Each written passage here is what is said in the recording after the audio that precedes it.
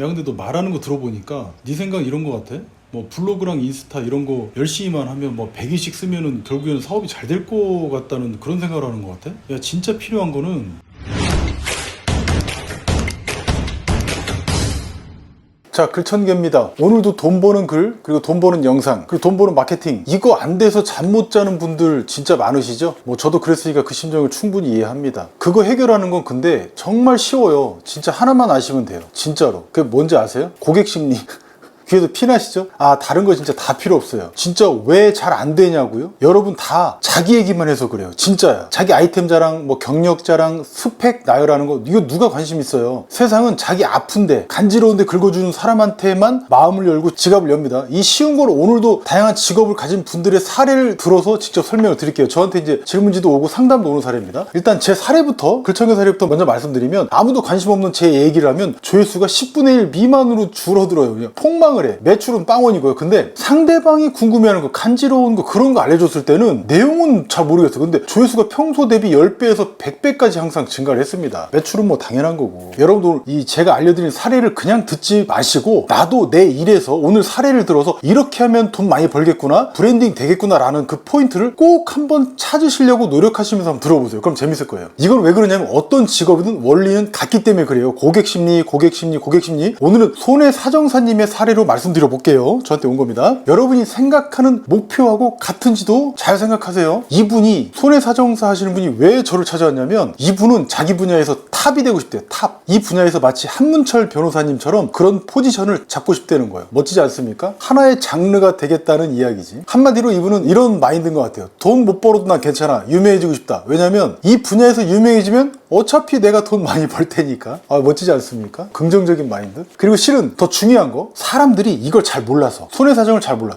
내가 당연히 받아야 될 그 보상을 받지 못하고 있다. 이 부분에 대해서 세상에 명확하게 알려주고 싶다는 거였어요. 이게 이분의 본질적인 이야기고. 그래서 제가 볼 때 이분은 진짜 이 분야의 탑이 될 것 같습니다. 왜냐면 이런 마인드도 너무 좋고 이야기도 너무 재밌었어요. 제 직업이 좋은 게 이런 거야. 이렇게 다양한 분야의 전문가 분들하고 만나서 이야기를 나누고 질문도 받고 마케팅 기획도 함께 할 수 있기 때문에 되게 재밌는 것 같아요. 여러분 먼저 그럼 손해사정사라는 직업이 뭔지 정확히 아십니까? 실은 저도 잘은 몰랐어요. 그냥 손해 대충 해주는 분, 이런 분인 줄 알았는데 이번에 정확하게 알게 됐어요. 이것도 되게 재밌어요. 왜냐면 여러분 자동차 안 가지고 계신 분 잘 없죠? 모두가 해당되는 얘기라서 그렇습니다. 자동차를 가진 분이라면 만약 여러분이 사고가 났어요. 물론 일반적인 피해 사항도 마찬가지긴 합니다만 보험사에서 500에 만약에 합의하자고 합니다. 그런데 내가 나중에 알고 봤더니 2천만 원 받을 수 있었다면 그럼 여러분 심정은 어떨까요? 사람들은 이런 심리를 가지고 있어요. 이제 사회심리학에서는 이런 걸 공정성 이론이라고 부르는데 좀 어려운 말인데 이게 뭐냐면 사람들은 이 보상 자체보다는 내가 받은 그 보상이 타인과 비교해서 공정하게 잘 받았는가? 여기에 민감하다는 거예요. 훨씬. 이건 가령 이런 건데 이번에 회사에서 여러분이 열심히 일을 해서 성과금으로 300만 원을 받았네? 그런데 내 옆자리 동료는 450만 원 받았다고 하는 거예요. 그 순간에 어떻습니까? 난 300 받아서 되게 기뻤어. 뭔가를 사고 싶었고. 근데 어때요? 행복했던 마음보다 갑자기 기분이 더러워져. 사람은 행복보다 형평성에 목을 매는 짐승이에요. 이 점을 마케팅에 잘 녹이시면 되겠죠. 이걸 내가 피해받았을 때 보상으로 따지면 가령 비슷한 골절 사고를 당했는데 누구는 300 받았어. 그런데 누구는 2천만 원 받았다고 하면 미치는 거예요. 같은 거예요. 근데 우리 이런 일 많이 겪고 있다는 거예요. 이런 걸 방지해 주는 게 이분의 직업인 거예요. 그러니까 한마디로 사회적인 박탈감 없이 공정하게 보상 금액을 잘 책정해서 받아주는 그 직업인 겁니다. 내 대신 계산 잘 해주는 거지. 그런데 여기서 또 재밌는 게 손해사정사님들도 직업이 이렇게 두 가지로 나뉘는 거예요. 난 처음 알았어요. 첫째는 뭐냐면 그냥 우리가 알고 있는 손해사정사, 이분들은 뭐냐면 회사에 소속돼 있는 분들입니다. 그럼 어때요? 아무래도 적게 주려고 하겠죠. 오해는 하지 마시고요. 구조가 그러하니까. 둘째, 독립손해사정사. 앞에 독립자가 붙는 분이 있는데 이건 뭐냐면 이게 오늘 다룰 그 사연의 주인공이기도 한데요. 이분들은 이 회사의 소속이 아닌 거예요. 피해자인 고객 편인 거예요. 이분들은 회사와 협상을 해서 이 피해자분들이 정당하게 보상받도록 피해자분들의 편에 서서 싸워주는 전문가라고 보시면 됩니다. 더 많이 받아주려고 하겠죠. 그러니까 이걸 잘하려면 이분들은 보험 약관에 대해서 완벽하게 마스터를 하고 있어야지 회사하고 싸움이 되는 거예요. 변호사분들은 이렇죠. 법전이나 판례로 싸우시잖아요. 마찬가지인 겁니다. 그래서 이분의 마케팅 현황을 또 알아봐야겠죠. 일단 이분은 블로그만 하고 계셨어요. 블로그는 뭐예요? 일단 신청자 뽑고 매출 올리는데 나쁜 수단 아니에요. 좋은 수단인 건 맞는데 요새 블로그 안 하는 사람 있습니까? 요새 블로그 안 하는 분야가 있어요? 이걸로는 분명히 한계가 있죠. 좀 탁월해지고 싶다면 그럼 그중 최고의 한계는 뭐냐? 퍼스널 브랜딩, 개인 브랜딩. 자신을 전문가로 이 분야에서 널리 널리 알려서 더 이상 판매 노력을 안 해도 되는 그 경지까지는 못 데려다 주는 거예요. 그게 훌륭하긴 하지만 탁월하진 않다. 여러분 영화 그 아메리카 언더독이라고 혹시 보셨습니까? 이 영화에서 동네에서나 놀던 커트 워너라는 주인공이 나옵니다. 물론 나중에 레전드가 되죠. 이분은 미국 미식축구 엄청난 인기 있는 거 아시죠? 이 선수긴 한데 큰 물에서 논 적이 없던 거예요. 그러니까 동네에서 놀았더니 많이 무시도 당했어요. 그런데 결국엔 나중에 NFL 그 미국 최고의 무대에서 레전드가 됩니다. 활동 무대를 바꿨더니, 즉 동네에서 고이지 않았다는 거예요. 이분도 마찬가지로 그런 마인드를 갖고 있었기 때문에 저희를 찾아왔던 거고요. 아무튼 됐고, 이분이 말씀하시는 내용을 들어보면 보험업계에도 재미난 사실들이 많다는 걸 알게 되는데, 가령 저 같은 사람들이나 기획자들은 이렇게 상대방 이야기를 심층적으로 들어야 돼요. 그래야 이분이 가진 강점과 그리고 이 강점 중에서도 시장이 먹힐 만한 그런 재료가 포착이 되거든. 그걸 가지고 이분을 브랜딩하는 거죠. 우리나라 보험사 구조는 가해자, 저 표현은 좀 과격합니다만, 보험사가 피해자한테 전화를 걸어서 저기 누구누구님이시죠? 저희가 돈 드릴게요 라고 하는 구조라는 거예요. 가해자가 피해자한테. 상식적으로 생각해서 보험사도 사업이고 비즈니스인데 가해 측면에서 양심적으로 내 돈 다 털어서 미안해 다 줄게 이런 구조가 될까요? 아니잖아요, 솔직히. 이건 제가 보험사 운영해도 그럴 수밖에 없다고 생각합니다. 저 임직원들 월급 주고 해야죠. 아무튼, 그리고 교통사고는 건강보험 해당이 잘 안 돼가지고 한 달만 입원해도 병원비가 얼마 나오는지 아시죠? 1,000만 원 이런 거 우습게 나오잖아요. 뭐 치료받고 뭐 하니까. 이런 걸 아니까 보험사에서는 이렇게 많이 나올 바에는 차라리 피해자랑 빨리 합의하고 빨리 돈 주고 그게 낫겠죠. 그리고 이런 것도 있대요. 쇄골골절 이거 당해보신 분 계실까요? 여기 기부스 할 수 있나 이거? 애매하죠? 몇 주 쉬면 또 뼈가 붓는데요. 또 아프긴 한데 낫기도 하고. 그래서 일반적인 사람들이 보면 겉으로는 이건 큰 사고는 아니라고 생각을 할 수가 있어서 한 몇백 받고 합의하고 끝나는 경우가 되게 많은가 봐요. 이분 이야기 들어보니까. 그런데 독립손해사정사, 즉 고객 편에서 손해를 측정하는 이 전문가 입장에서는 이게 몇백짜리가 아니라는 겁니다. 왜 그러냐? 일단은 2천은 받는 사고라고 하는 겁니다. 다 그런 건 아니겠지만 쇄골이 골절되면 일단 이 팔을 올리기가 힘들대요. 이게 영구적인 장애는 아니지만 한시적인 장애는 생긴다는 거예요. 이게 의학적 관점이 아니라 보상학적 관점에서 이렇게 접근해보면 가령 3년 후까지는 영향을 미친다고 보고 그 기간에 맞게 보상금을 새로 책정하고 계산해서 제시를 한다는 거예요. 들어보시니까 어때요? 일리가 있죠? 그래서 쇄골 골절이 되면 일반적으로 4,500선에서 합의들 한다고 하시던데, 이런 한시장애를 적용하면 그래도 1년에서 3년까지는 적용하고 계산을 할 수 있어서 그렇게 보상을 받게 한다는 거예요. 그런데 꼭 이런 전문가가 있어야만 이런 금액을 받을 수 있나? 이런 의문도 드시겠죠? 오늘 뭐 독립손해사정사에 대해서 너무 많은 얘기를 하고 있지만 본질은 그건 아닙니다만, 그런데 보험사는 채무부존재 같은 소송을 건다고 해요. 이런 유형들은 개인이 대기업을 상대로 이기기는, 싸우기는 좀 쉽지 않을 겁니다. 그래서 전문가가 필요한 거죠. 이건 비단 다른 분야도 마찬가지 아니겠습니까? 여기까지 들어보시면 어떤 생각이 드십니까? 고객들이 뭘 원할 것 같으세요? 이게 바로 고객 심리죠. 이제 단순히 뭔 일 생기면 나 돈 많이 뽑아 먹어야지 이런 생각하는 게 아니라는 거예요. 그게 아니라 나는 내가 다친 거에 대해서 공정하게 보상을 받고 싶다, 이 마음인 거거든요. 그럼 이쯤에서 답 나왔죠? 이게 바로 사람들이 독립손해사정사를 찾아오는 이유이자 본질인 겁니다. 그럼 여러분 직업에서는 왜 사람들이 여러분을 찾아오는지 그 본질을 잘 아셔야겠죠? 가령 사람들이 피부샵에 찾아온다면 그 본질적인 이유는 뭔가요? 지금 내 나이보다 더 늙어 보이지 않는 거, 더 어려 보이고 더 예뻐 보이는 거, 그러고 싶은 게 그 본질 아닌가요? 찾아오는 거? 보통 30대, 40대, 50대 여성분들 제일 많이 가시잖아요. 즉 어떤 직업이든 결국엔 고객들이 뼛속 깊이 바라는 그 본질이 있어요. 그걸 저는 어떻게 뽑아내냐면, 이렇게 오신 분들, 또 이렇게 질문지 보내주시는 이렇게 분들하고 이야기를 나눴을 때 뽑아내는 거예요. 물론 기획자도 있고 작가도 있습니다만, 이런 대화만으로도 쉽게